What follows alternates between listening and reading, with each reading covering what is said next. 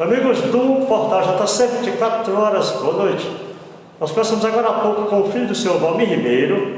O senhor Valmir Ribeiro é de Itaueira, foi internado no hospital com problema respiratório, terminou sendo sepultado com o protocolo de Covid, e vocês viram a matéria agora há pouco, certo?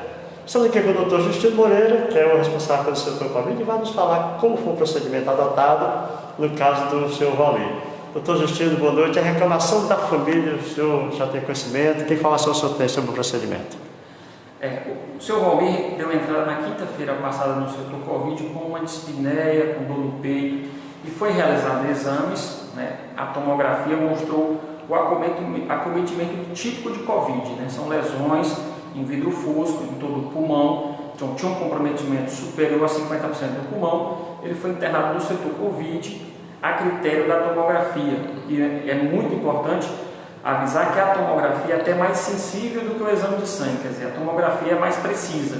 Se o exame de sangue ainda deu negativo e a gente não tem um padrão de quando esse exame de sangue vai dar positivo, ele pode dar com 8 dias, com 15 dias, com 20 dias, com um mês. Então a gente toma as decisões baseadas na tomografia, porque a tomografia já dá mais precocemente as alterações. Então ele foi internado no setor Covid, foi fisioterapia respiratória, medicações. Infelizmente ele evoluiu com piora da falta de ar, foi para a UTI, tentar respirar por aparelho, mas infelizmente o paciente veio a óbito, já tinha um histórico de tabagista maciço. Então esses pacientes às vezes responderam mal ao tratamento e já tinham um pulmão mais de 50% comprometido. Mas a tomografia não deixa dúvida que o diagnóstico é realmente Covid. Bom, doutor, para a família, somando a falta de conhecimento técnico, já que não é profissional de saúde, com a dor da perda, é difícil assimilar que o pai saiu de casa, foi testado, deu negativo e foi sepultado sem a família se despedir, o que poderia fazer de maneira técnica para aliviar essa situação, já que os testes feitos não são 100% garantidos?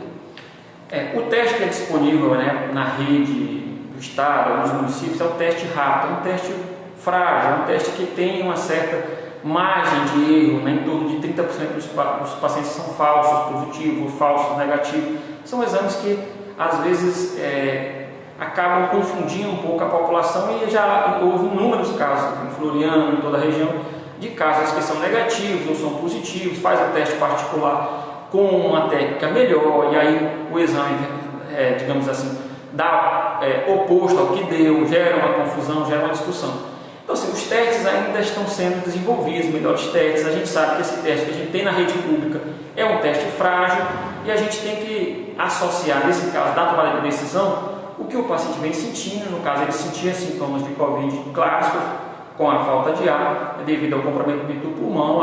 A tomografia também ajudou, e o exame de sangue, nesse caso, ainda não ajudou, porque ele ainda ia desenvolver as suas defesas, seus anticorpos. Isso depende muitas vezes da imunidade de cada paciente. No caso dele ainda não tinha desenvolvido, com certeza posteriormente ia desenvolver, mas a decisão foi tomada baseada na clínica e baseada na tomografia. Infelizmente não temos esses testes perfeitos, e a gente tem que associar tudo, a clínica, a tomografia, os exames laboratoriais na tomada de decisão. E a tomada de decisão dele foi correta, ele ficar internado e seguir para a UTI. E no momento a gente não está podendo realmente fazer velório, os velórios estão restritos a um número pequeno de pessoas, o corpo não pode, o lagre não pode ser violado, para justamente não disseminar o Covid entre a família e ali piorar a situação daquela família. Doutor, só para a gente concluir, de uma maneira geral, como é que nós estamos em números? No início falava-se do pico, esse pico já passou, ainda não, como é que está a situação?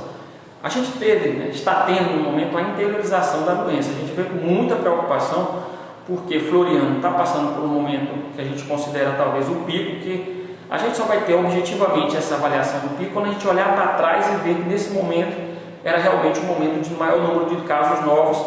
A gente tem em torno de 50 casos novos por dia em Floriano. Às vezes no final de semana, quando a gente não faz muito teste, fica para segunda-feira um número maior, mas na terça, na quarta a gente vai percebendo e fica na média de 50 pacientes por dia.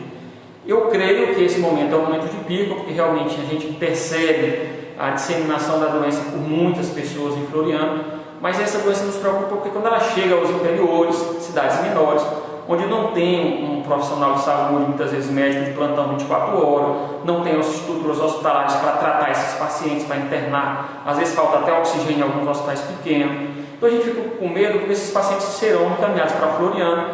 Floriano está fazendo um esforço nos fins de semana, restrição de bebida, está fazendo um esforço de manter esse isolamento, mas a gente percebe que algumas cidades do interior não estão fazendo esforço. A gente percebeu no final de semana aí que alguns municípios estão com os bares abertos, e acaba que essas pessoas acabam tensionando os leitos do Hospital Tibério Nunes, que são leitos que no momento estão praticamente lotados, não teríamos condição de receber toda essa demanda. Então, o momento é um momento muito delicado. Floriano talvez passe pelo pico nesse momento, a cidade do interior, essa doença está avançando para o interior e as pessoas ainda estão levando a brincadeira, ou então não estão considerando que essa doença realmente ela é muito séria. E essa doença o tratamento dela depende muito do tempo. A gente tem que ter o paciente desde o começo dos sintomas na mão, tomar o medicamento de fase precoce nos primeiros 48 horas da doença.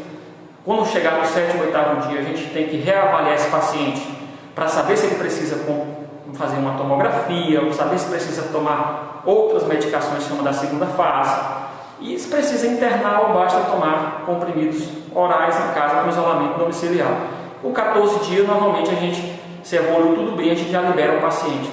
Mas esse protocolo aplicado em Floriano nem sempre é de conhecimento geral da região toda.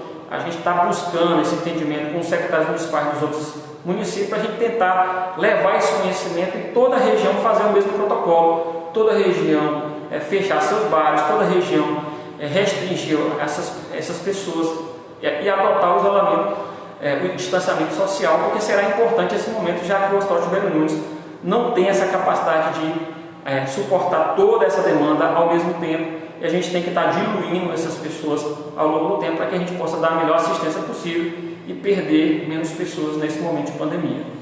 Doutor, muito obrigado pelas informações, sucesso. Obrigado. Conversamos com o doutor Justino. Só para a gente concluir, essa situação de cada município resolver a sua maneira, a gente joga na conta do TSE, que deixou nessa situação. Se tivesse uniformidade nas decisões, com certeza não teríamos esse problema absurdo que estamos tendo aí. Muito obrigado a cada um de vocês, que Deus abençoe a todos nós. Portal JC, 24 horas com vocês.